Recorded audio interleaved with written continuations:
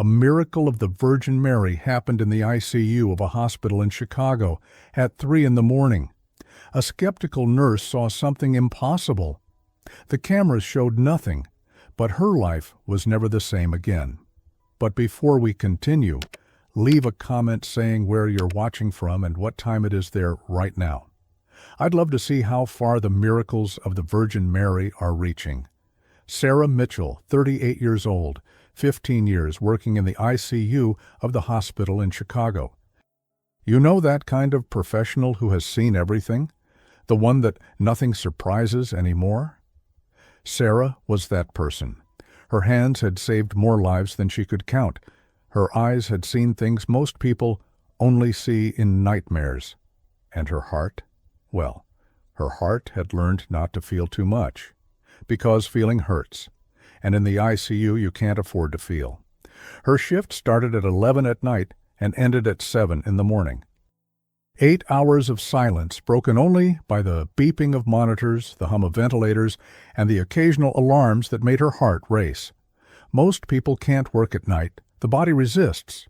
The mind tires. But Sarah preferred it that way. Fewer people, fewer questions, fewer families crying in the hallways, less everything. She wasn't mean, she wasn't cruel, just empty. But to understand what Sarah saw that night, you need to go back 12 years. Sarah was at the hospital. But this time, not as a nurse, as a sister, Emily, 23 years old, bright green eyes, the most joyful person Sarah had ever known. Have you ever seen the light in someone's eyes you love slowly fade away like a candle burning out? The whole family prayed, novenas, promises, candles lit in every corner of the house. And Sarah? Sarah prayed until her voice failed. Please, God, not her. You know that promise you make when you're desperate? That impossible bargain? Sarah made all of them. But one March morning, Emily was gone. And at that moment, something inside Sarah died too. It wasn't anger, it wasn't sadness. It was emptiness, as if someone had torn out a piece of her soul and left a black hole in its place. Sarah never prayed again after that day. She kept working, kept saving lives. Now Sarah was known at the hospital as the best ICU nurse, competent, efficient, cold, especially with the families who prayed. When she saw rosaries, people kneeling and whispering prayers, something twisted inside her, not quite anger, more like pity mixed with disdain. But she never said it out loud. She just did her job, checked vital signs, adjusted medications, kept people alive. And every day, when she left her shift at 7 in the morning, she drove home without looking at the sky. Because why look at the sky when you're certain there's no one up there listening?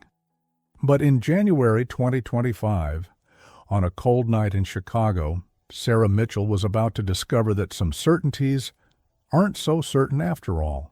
It was a Tuesday, nothing special.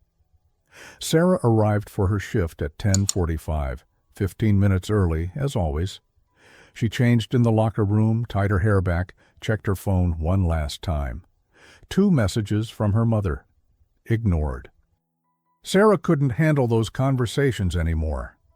The shift started quietly. 6 patients in the ICU, 4 stable, 2 critical. Bed 4, 70-year-old woman, post-op from heart surgery, stable.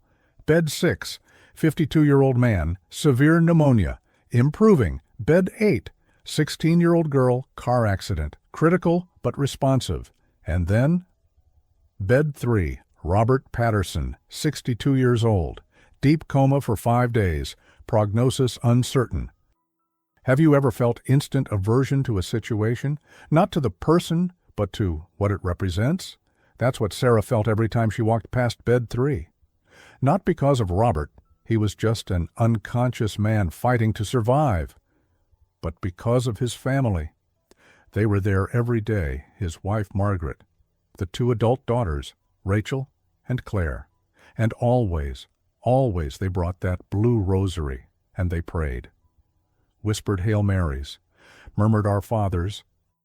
hands clasped around that rosary as if it were the only thing standing between their husband and father and the darkness. Sarah heard it all, and every word was like salt on a wound that had never healed. But she said nothing. She just checked Robert's vitals in silence, adjusted his medication, wrote the numbers on the chart. Margaret always thanked her. "Thank you, nurse. God bless you." Sarah just nodded and walked away. That Tuesday, the family finally left around 10 at night. Visiting hours had ended at 9, but Sarah let them stay a little longer, not out of kindness, just because it was easier than arguing. Midnight. The ICU was quiet, the kind of silence that only exists in the middle of the night, deep, almost solid. Sarah made her rounds, bed by bed, checking monitors, adjusting blankets. Mechanical work her muscles knew by heart. 1 a.m., 2, 2:30, everything normal, everything predictable. Just another shift, like hundreds before, 3:15 a.m. Sarah typed at the computer, charts, numbers, medications, the routine she could do with her eyes closed. Beep! Monitor from bed 3. She sighed, picked up the clipboard. Another adjustment. The 10th of the night. ICU corridor. Blue-tinted lights. The hum of machines. The heavy silence of the early hours. Sarah pushed aside the curtain of bed 3 and froze because something was wrong. No, not wrong. Different. She took a deep breath and felt it. Roses. The scent of roses. Strong. Fresh. As if someone had just picked a bouquet and placed it there. Sarah looked around. No flowers, of course. Flowers were forbidden in the ICU. She looked up at the ceiling, at the air vents, searching for the source. Nothing. But the smell was there. Impossible. Undeniable. Real. Her hands trembled slightly as she adjusted Robert's medication. Sarah finished her task quickly and left the bedside. Back at the nursing station, she tried to focus on the computer. But she couldn't stop thinking about that smell. Roses. In the middle of winter. In a hospital. Fatigue, she told herself. 15 years of night shifts. It's just fatigue. Have you ever tried to convince yourself that something didn't happen, even though you know it did? The rest of the shift went by without incident. At 7 in the morning, Sarah changed clothes and went home. But all the way there, that scent seemed to follow her. The new shift began as usual. Patient checks. Chart updates, medications administered. Robert Patterson was still in bed 3. Same condition. No significant change. Margaret had been there during the day, as always. The blue rosary hung from the headboard. Sarah pretended not to notice. 3:15 a.m. The alarm from bed 3 went off. Not the soft beep of adjustment, the urgent alarm. Sarah ran. When she reached the bed, Robert's vital signs were dropping, blood pressure falling, heart rate erratic. "Damn it," Sarah whispered, already reaching for the emergency meds. She was adjusting the drip when she felt it. Not a sound, not a movement. A presence, like when you know someone has entered the room even with your back turned. The air grows, dense, warm, alive. Sarah froze. Her heart raced. Her hand stopped mid-motion at the IV line. She didn't want to turn around, because if she did, if it was real... She took a deep breath, turned, and saw a woman standing beside Robert's bed. So close Sarah could have touched her.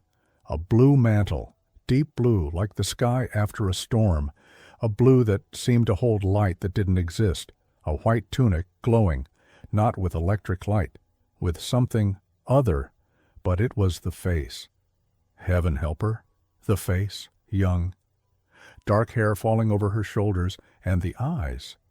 Sarah couldn't breathe. Eyes of deep brown, not merely looking, but seeing. With a compassion so overwhelming that Sarah felt as if every wound, every sorrow, every moment of despair in her life were being seen, understood, loved. It was the gaze of a mother who had lost a child, a mother who knows. Sarah felt her legs give way. She clutched the bed to keep from falling. The woman's hand was extended over Robert, not touching, just blessing. And then she turned toward Sarah and smiled.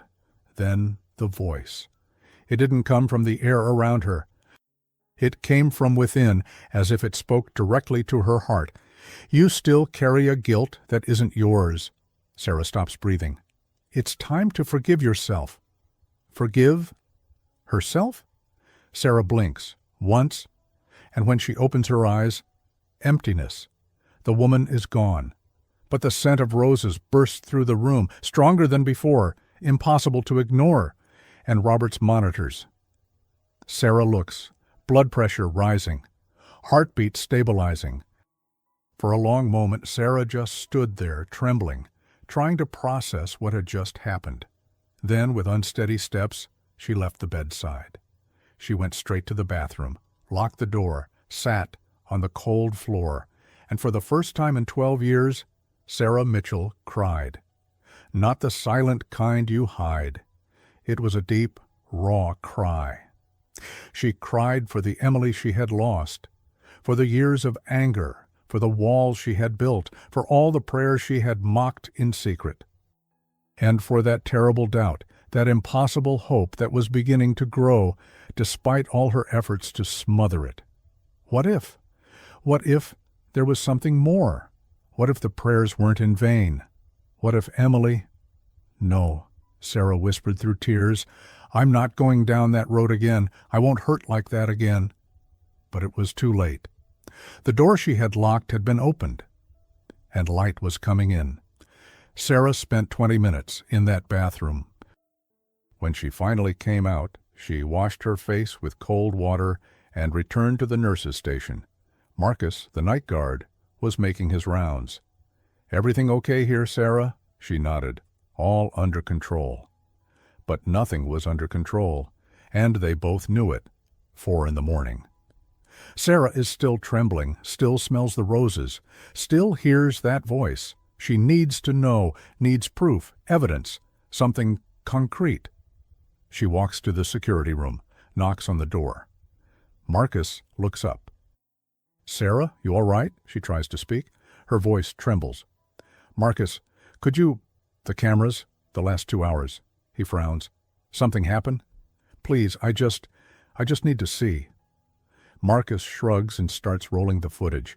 Sarah watches the screen over his shoulder. 3:15 a.m. The alarm blares. Sarah rushes to the bed, works the equipment, looks around several times as if seeing something. But on the screen, nothing. Only Sarah and Robert and the machines. No woman in blue. No mysterious figure. No unexplainable light. Why do you keep looking to the side like that? Marcus asked, pointing at the screen. It's like you're seeing someone. Sarah didn't answer. You sure you're okay? He pressed. Want me to call someone? No. Sarah forced a smile. Sorry. Thought I saw a shadow. Must have been a reflection from the monitors. But as she walked back to the ICU, Sarah knew the truth. The cameras hadn't captured it, because it wasn't meant to be captured. It was meant only for her. And for the first time in years, Sarah was afraid. Not of physical danger, but of what it meant. Because if it was real, if the Virgin Mary had truly appeared, then everything Sarah had convinced herself of over the past 12 years was a lie. And that truth was more terrifying than any apparition. The rest of the shift passed in a blur. Sarah did her work on autopilot, but inside she was in turmoil. At 7:15 in the morning, she finally changed clothes and walked out to the parking lot. The sun was rising. Chicago was waking up to another cold winter morning. Sarah got into her car but didn't start the engine. She just sat there, hands on the wheel, staring into nothing. She pulled out her phone. Her mother's messages still unread. For the first time in months, she opened them. Mom, Sarah, sweetheart, I know you're busy, but I've been thinking about you. I love you. Mom, it's been 12 years today. I know you remember. I know it hurts. But Emily wouldn't want you to shut yourself off like this. Mom, Please, call me when you can." Sarah looked at the messages for a long time. Then she typed, deleted, typed again. "Sarah, Mom, I need to talk to you. Something happened. I can't explain it over text. Can I come by after I sleep?" The reply came almost instantly. "Mom, of course, my love. I'll be here. I'll always be here." Sarah finally started the car and drove home, but this time, before entering her apartment, she looked up at the sky. Just looked. She didn't pray. She didn't say anything. She just looked. It was a beginning. Sarah slept poorly. Restless dreams, confused fragments of memory. Emily laughing, the blue mantle, those compassionate eyes. She woke at 2 in the afternoon, showered, and drove to her mother's house. Helen Mitchell still lived in the same house where Sarah and Emily had grown up. A modest 2-story home in a quiet neighborhood. The front yard still had the rose bushes her father had planted years ago.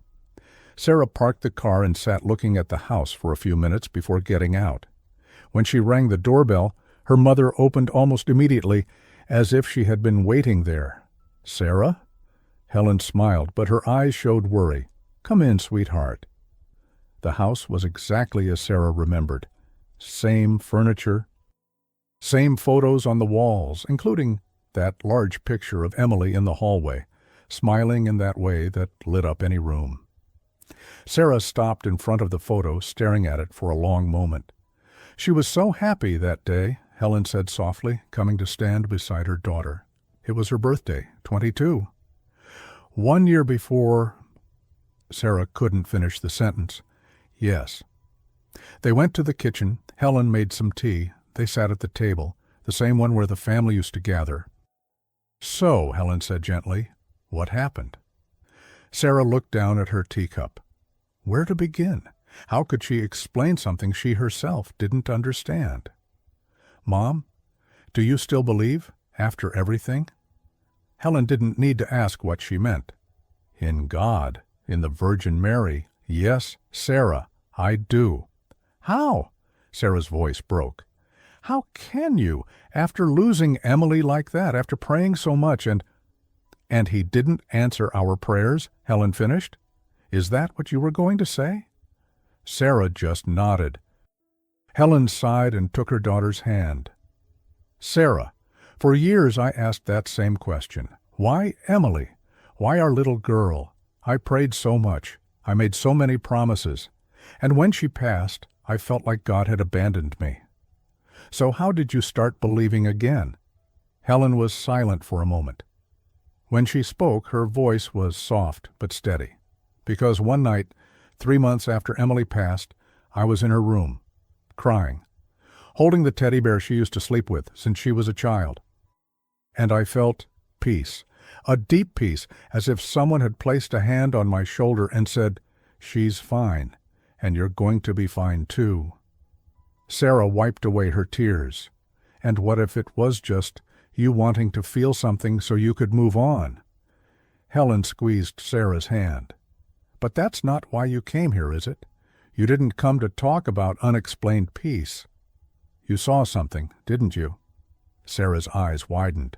"How did you—" "I know you, Sarah. I know that look."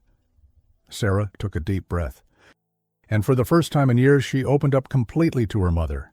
She told her about the first night, the smell of roses, the second night, the apparition, the eyes, the voice. Helen listened in silence. When Sarah finished, she remained quiet for a moment. Then she said softly, "Emily would be happy to know that you finally started to feel something again." Sarah broke down in tears. When Sarah finally left her mother's house, it was already night. She drove home in silence, but this time the silence didn't feel as heavy. She had to get ready for another shift. The following weeks were strange for Sarah. Bed 7, a family praying the rosary. Before, Sarah would have left, avoided it, but this time she stopped. She listened. Hail Mary, full of grace. And for the first time in years, those words didn't hurt. She continued her work, same shifts, same routine, but something fundamental had changed. 5 weeks later. Sarah was doing her usual rounds when she saw it. Bed 3. Robert. His hand moved. 3:15. The alarm went off. Sarah ran back. Robert's eyes were moving beneath his eyelids, intensely. "Robert," Sarah called, her voice firm but gentle. "Mr. Patterson?" She pressed the call button. "Dr. Chen to bed 3. And then it happened. Slowly, Robert Patterson opened his eyes and looked directly at Sarah. Sarah felt her legs give way. She had to lean against the bed. 5 weeks. The doctors had given him days, and he was waking up. Dr. Chen rushed in, started procedures, checks, questions, protocols. Sarah stepped away from the bed in shock. She went into the hallway, leaned against the wall, took a deep breath. And for the first time, she gave thanks. Not out loud, not with elaborate words, just gave thanks. Sarah kept working in the ICU, same night shifts, same routine. But something was different. There was a small image in the drawer of her nursing station. An image she kept private, one she never showed to anyone. An image of the Virgin Mary, dressed in blue, smiling. It wasn't that Sarah had suddenly become deeply religious overnight. She hadn't. She still had doubts, still asked questions, still felt skeptical about many things. She never told anyone about that night in January, about the woman in the blue cloak, about the visions that the cameras didn't capture. Who would believe her? And more importantly, she didn't need them to. Because some things don't need to be proven. Some things just need to be lived, felt, kept in the heart. And what about Robert Patterson? He fully recovered. Physical therapy, rehabilitation, hard work. And every time Sarah saw him during follow-up appointments, he would smile and say, "Thank you for taking care of me during those weeks." Sarah always replied, "I was just doing my job." And thought to herself, maybe I wasn't the only one taking care of you. And if a skeptical nurse can find her way back to hope, maybe anyone can. Maybe that's the real miracle. Do you believe in the miracles of the Virgin Mary? Write in the comments. If this story touched your heart, subscribe to the channel and turn on the notification bell. Share in the comments a miracle you have witnessed or experienced, and share this video with someone who needs to renew their hope today. May the Virgin Mary continue to bless and protect you and your family. Amen.